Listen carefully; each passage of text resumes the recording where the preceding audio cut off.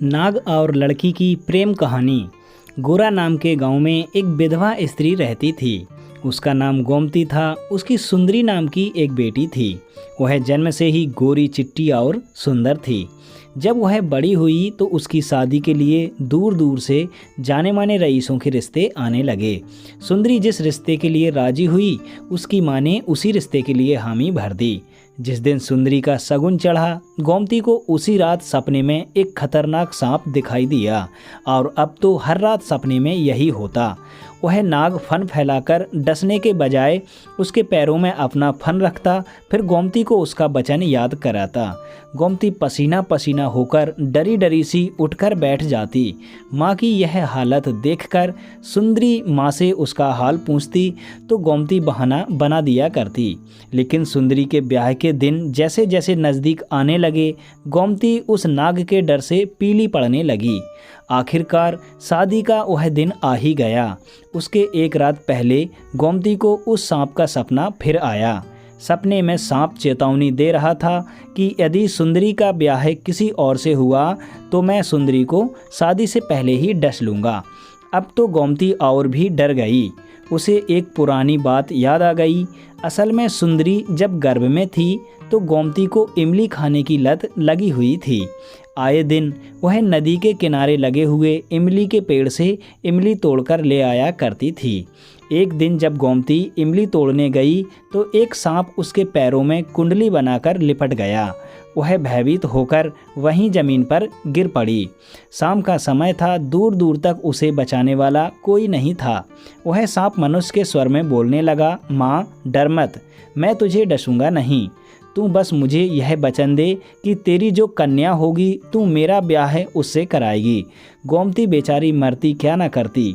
उसने अपनी जान बचाने के लिए उस सांप की शर्त को मान लिया और उससे अपनी होने वाली बेटी का ब्याह करने का वचन दे दिया।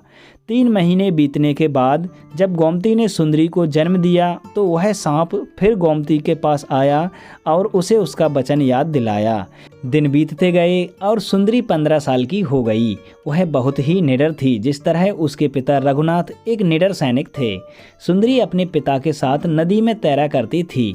इस दौरान वह सांप भी सुंदरी के साथ पानी में तैरता रहता था, परंतु उसने कभी भी सुंदरी को काटने का प्रयास नहीं किया। उस सांप से सुंदरी को भी डर नहीं लगता था। लेकिन पिछले साल सुंदरी के पिता गुजर गए। पिछले साल मूसलाधार बरसात की वजह से नदी में भीषण बाढ़ आई।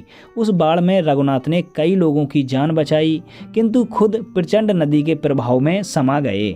गांव वाले रघुनाथ के उस परोपकार को नहीं भूले थे। सब उसकी बेटी की शादी में बढ़ चढ़कर हाथ बटाने की होड़ में लगे हुए थे। रघुनाथ के न रहने पर गोमती ने नदी किनारे के खेत की देखभाल गांव के दूसरे किसान को दे रखी थी। वह स्वयं ना तो कभी उधर जाती थी और ना ही सुंदरी को जाने देती थी। उनके खेतों और बगीचों की फसल की आमदनी आधी रह गई थी, फिर भी वह सुंदरी के हाथ पीले करने के लिए एक एक पैसा बचाकर रखती थी। इन दिनों गोमती सुंदरी की देखरेख में बेहद सतर्क थी। उसकी लगन हो जाने के बाद भी वह उसे कभी अपनी आंखों से ओझल ना होने देती थी। सब कुछ ठीक होने की प्रार्थना देवी देवताओं से करती रहती थी। कई प्रकार की मनौतियाँ भी उसने मांग रखी थीं। शाम को बारात आने वाली थी। तमाम रिश्तेदारों नातेदारों से घर भर गया था।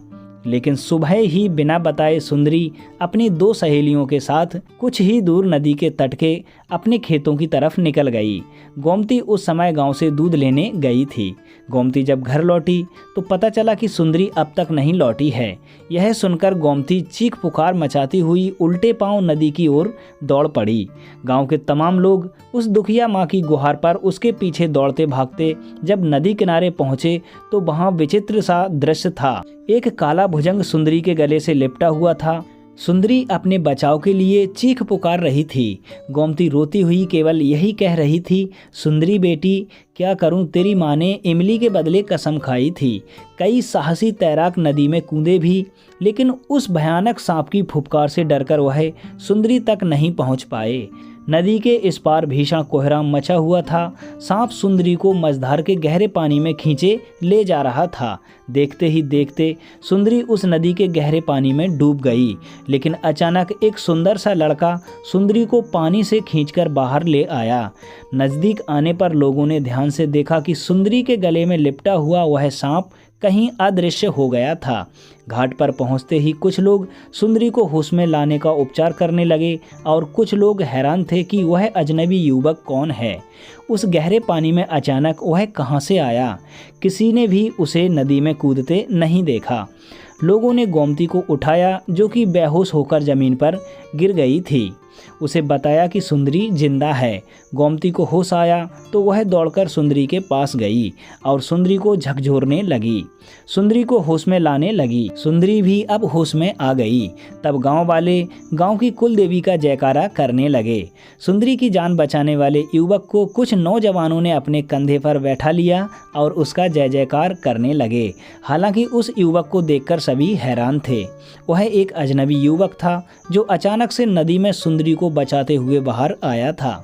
लोगों ने उससे पूछा कि तुम कौन हो। तब उस युवक ने गांव वालों को बताया कि मैं एक तपस्वी के श्राप से सांप का रूप बन गया था। आज मैं उस श्राप से मुक्त हुआ हूँ। बहुत समय पहले मैं एक जंगल में अपने 2 साथियों के साथ शिकार पर गया था। एक बूढ़ा तपस्वी वहाँ एक बट वृक्ष के नीचे तपस्या कर रहा था।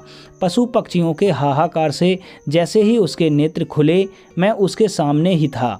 मेरा तीर जिस हिरण को लगा वह उस तपस्वी के पास ही दम तोड़ रहा था। तपस्वी ने क्रोध में आकर मुझे श्राप दे दिया। उस तपस्वी ने कहा कि मैं बेजुबान प्राणियों का वध कर रहा हूँ, जबकि प्रकृति ने खाने के लिए फल फूल साग सब्जी और अनाज के भंडार दिए हैं। उस तपस्वी ने मुझे मानव के नाम पर सबसे बड़ा कलंक कहा था। मैं उस तपस्वी के पैरों में गिर गया और क्षमा याचना करने लगा। तब उन्होंने श्राप से मुक्त होने के लिए मुझे उपाय बताया कि मेरी पूर्व पत्नी जब एक युवती के रूप में मेरे पास आएगी और मैं उसे जैसे ही स्पर्श करूंगा, मैं श्राप मुक्त हो जाऊंगा। यह सुंदरी नाम की युवती और कोई नहीं, मेरे पूर्व जन्म की पत्नी है और इसके स्पर्श से ही मैं श्राप मुक्त हुआ हूँ। दोस्तों, अगर यह कहानी आपको अच्छी लगी है तो वीडियो को लाइक और चैनल को सब्सक्राइब जरूर कर लें।